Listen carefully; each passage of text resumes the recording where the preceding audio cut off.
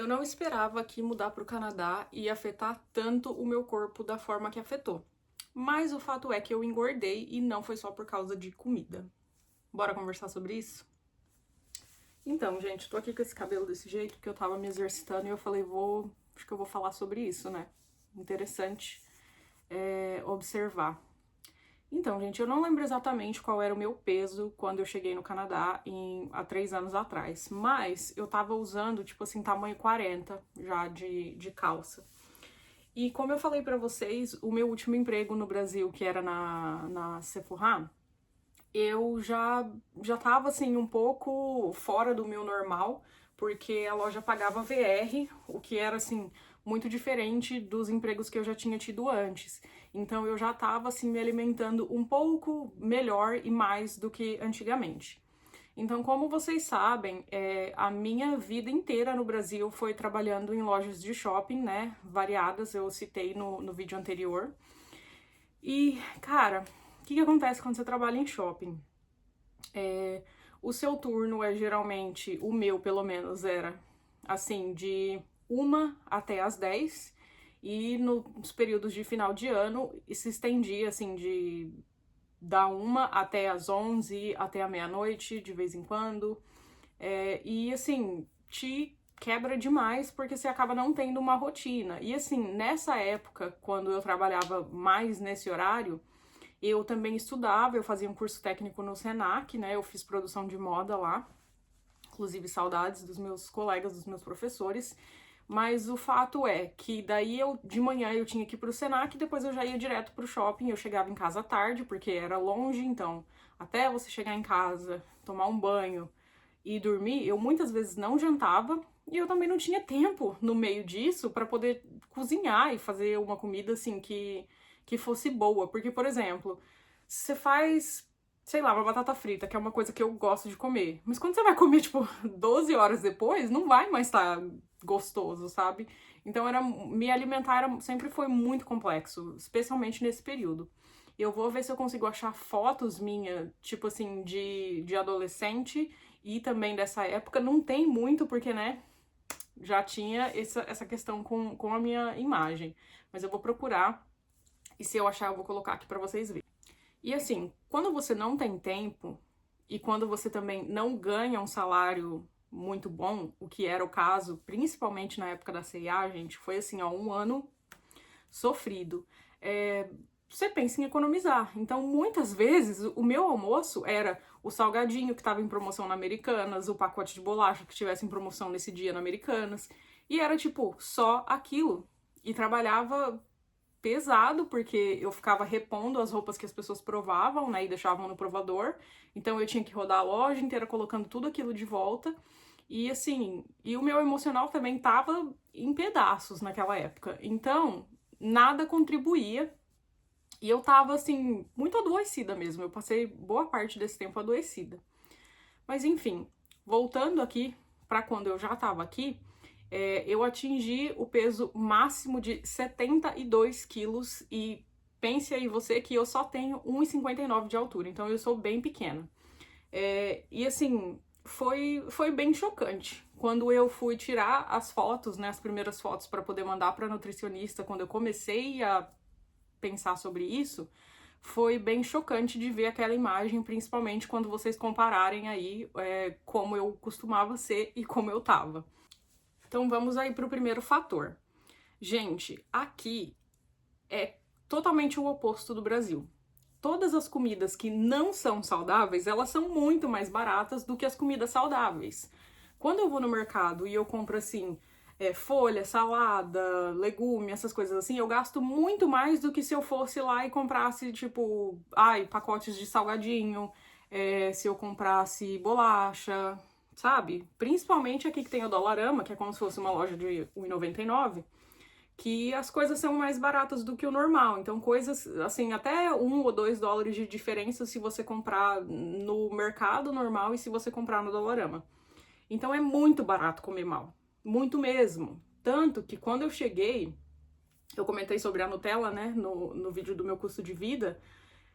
Gente, quando eu cheguei, eu fiquei viciada numa pipoca que vende no Dollarama, que ela é uma bomba, né? De sódio, principalmente. Mas eu fiquei viciada naquela não pode falar palavrão.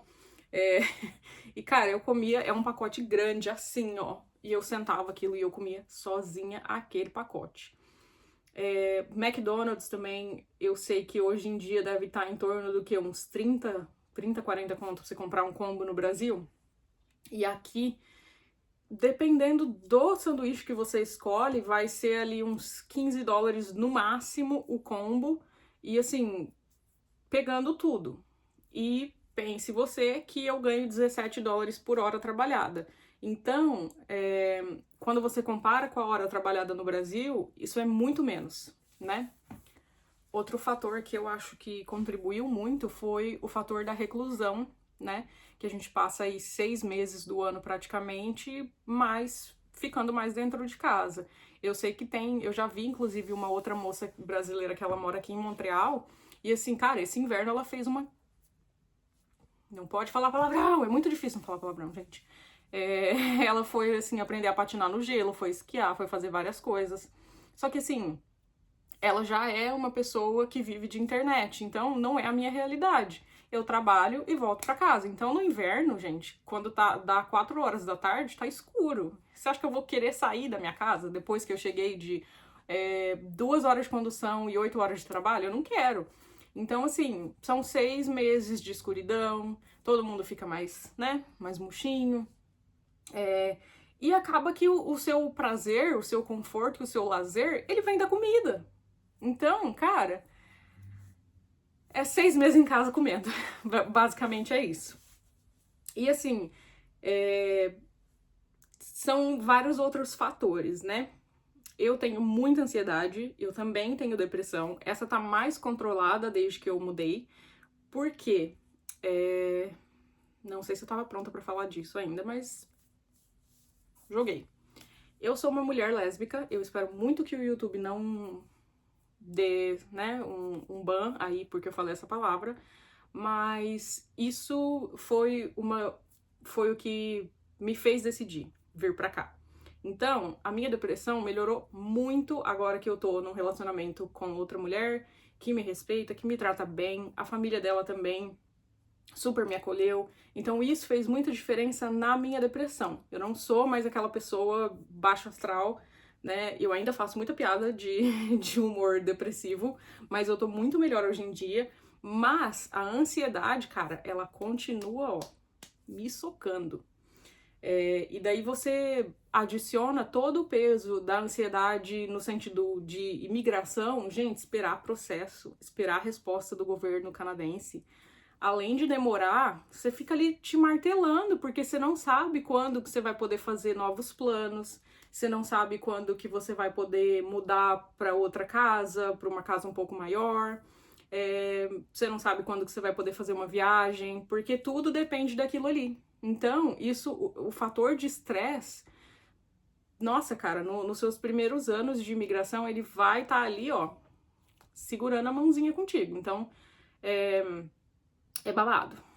E o último fator dessa lista aí de coisas negativas que podem te afetar nesse sentido é solidão/saudade. Gente, eu não fiz amigos aqui. Eu tenho os meus conhecidos, né? São as pessoas que trabalham comigo. Na minha vida também eu sempre fui assim no Brasil, tá, gente? Os amigos que eu tenho até hoje, as poucas pessoas que são minhas amigas, eu fiz através do trabalho. Só que aqui tem uma diferença na forma como as pessoas socializam. Elas vão ser suas colegas, elas vão falar com você no dia a dia, mas elas não vão tentar ser sua amiga de verdade, sabe? Ela não vai te adicionar no Instagram, ela não vai querer, sabe? Depende muito, mas a maioria não. Então, eu tenho uma relação ótima com os meus colegas de trabalho, mas nós não somos amigos. Então, eu não tenho amigo, eu não saio. A Cris é praticamente minha única amiga, e as amigas dela também, né? Nas vezes que a gente foi em shows aqui e tal, era eu, ela e uma amiga dela. E, gente, é muito complexo lidar com isso, cara. Muito complexo, porque você fica sempre com seus sentimentos divididos, né? Poxa, eu tenho muitas vantagens de ter imigrado, mas eu deixei todas as pessoas que eu amava pra trás. Então, a solidão, ela de verdade é um fator que vai te afetar na sua saúde mental, com certeza. Então leve isso em consideração se você tem vontade de migrar algum dia. Então, gente, qual que é a minha ideia, qual que é a minha reflexão, né, para esse vídeo? Se você tem vontade de migrar, você precisa fortalecer a sua saúde mental antes de você deixar o Brasil, seja para qualquer outro lugar que você planeje ir. Por quê? Você vai estar lidando com diversas questões que vão mexer no seu corpo e na sua mente como um todo.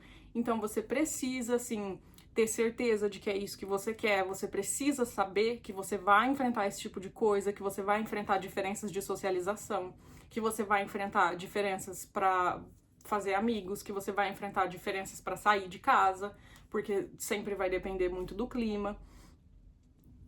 Então, assim, muitas pessoas, elas postam a vida delas na rede social, principalmente no Instagram, como se fosse tudo maravilhoso, sabe? Tudo é confete, tudo é lindo. E, cara, não é lindo. A realidade não é linda, não. É, sim, muito bom. Eu não me arrependo nem por um segundo da minha escolha. Só que, se você planeja sair do Brasil, cuida da tua saúde, vá no médico, faça check-up todo ano, cheque hormônios, cheque tudo, qualquer problema de saúde que você possa ter, se cuide e tente, se você tem tempo para fazer esse planejamento, já tentar ser mais ativo na sua vida, incluir uma atividade física na sua vida antes de você vir, para quando você chegar, você não ter essa quebra muito grande, assim, de estilo de vida, sabe? Você já mantém aquilo ali, olha, 1 hora do meu dia eu tenho que ter para fazer ali a minha yoga, a minha musculação, a minha dança, a minha zumba, o que quer que seja, porque você vai encontrar grupos aqui, né, para fazer esse tipo de atividade se você gosta. Então, a minha reflexão é só essa, gente. Se preparem, mas não preparem só a mente, preparem o seu corpo, porque vai cobrar. E assim, não é fácil, simplesmente porque não tem como você... eu vou pegar um busão e vou lá visitar minha família, né? Não dá. Então, é complexo. Então, reflita sobre todas essas questões, tá? Físicas, emocionais, porque essa parte é a parte que não é nada fácil, tá? Eu espero que vocês tenham curtido mais esse vídeo. De novo, se vocês tiverem mais questões que eu não respondi aqui, deixa nos comentários pra mim. Se inscreve no canal se você gosta do que eu falo, se você se identifica, ou se você quer ter um amigo aí virtual. Tá bom? É isso. Até mais, gente.